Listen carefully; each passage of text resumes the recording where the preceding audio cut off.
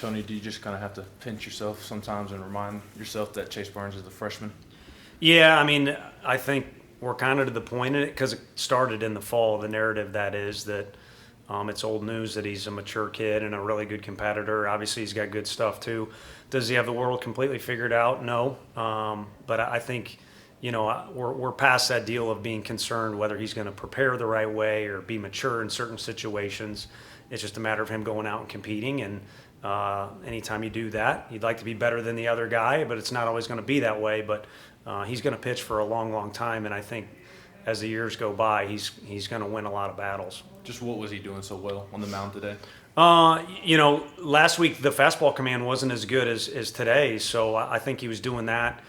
Just the tempo and rhythm was there for him, and then complimenting. And the thing that he probably did best today, to answer your question, is he shook to some pitches and executed really well after that. And, most pitching coaches that are calling the game, they want to control the game, but they don't necessarily want a robot out there.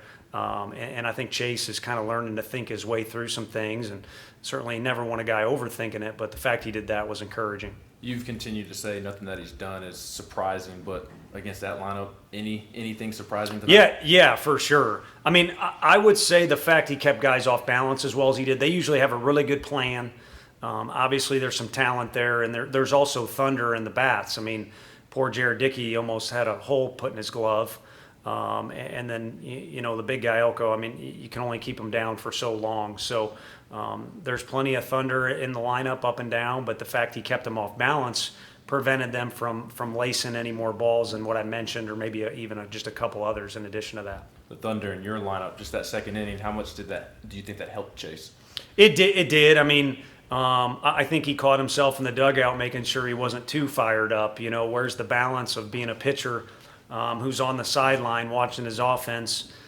You can't be just too stoic, especially if you're a kid. You want to get excited. But I think more than anything, he kind of caught himself and calmed himself down and realized he needs to keep doing the same thing he always does, but now he's got more room for errors. So always going to be comforting to a pitcher to have a lead. What'd you see in that second inning that allowed you all to kind of break it open, and then just the offense all night long, just keeping the foot on the pedal? Yeah, I mean, the first inning was really, really bad if you're looking at the stat sheet, but the at-bats were pretty good. I mean, Jarrell's a ball away from, being calm with 2 strikes, having a walk, and Jared Dickey's at-bat, of course, ends in a strikeout, but it was super competitive. I think that allowed us to see what we're looking at. The guys are communicating and came up with a good plan. The thing I saw was some really good takes out of guys on borderline pitches, whereas if you can get going too fast on a guy that's got good ride on his fastball and a changeup's his best secondary pitch where he can pull the string on you, that'll go a long way for you. So we talk about playing the long game a lot of different ways. I think that tempo that guys had in the box was the secret to success in that inning. Jared was 0 for 9 in his last 5 games. Just what gave you confidence to continue to roll with him, and then what did you see tonight from him to get off that streak? Yeah. His mentality would be what gave the team confidence. Of course, he's an adequate base runner, or better than that, I should say, base runner.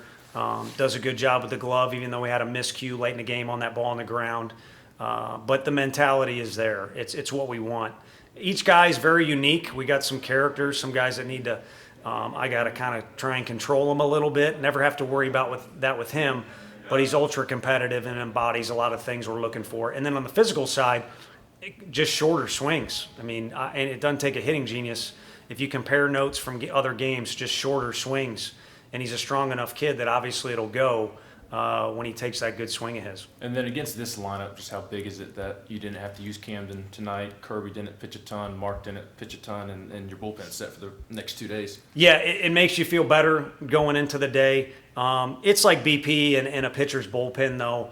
I haven't coached that long, but long enough that sometimes you think you can predict what's going to happen because you've got a better this or that, or, BP didn't go well or it did go well. So when we sit down in the hotel and meet as a coaching staff, or I write down some notes, it's certainly comforting to know you can kind of go with your plan A without a lot of scars on it. But the bottom line is tomorrow is a new challenge. The game will start fresh, and hopefully whatever guys we do decide to use can help put us on top. How much do you expect Ole Miss to show up to the stadium tomorrow pissed off after tonight? I think kind of like they always do. I mean, I don't know their team's personality as well as some of the others. By the time you get to Sunday, you kind of have a feel for a team. And then in this league, a lot of times you'll run into each other in Hoover, or you'll at least be able to lay eyes on that team. So their coaching staff knows their personality more. But the bottom line is they are wearing that uniform they wear. And again, usually very well prepared, usually a great game plan, and the talent is there. So I don't think today they showed up not wanting to win, and I definitely don't think that'll be the case tomorrow. We won't have the good fortune of seeing Coach Kiffin again tomorrow, but they'll be just as determined, and hopefully our guys are too. I mean, our guys, I think, are still trying to prove to their coaching staff that they really like to be challenged, and tomorrow will certainly be a challenge.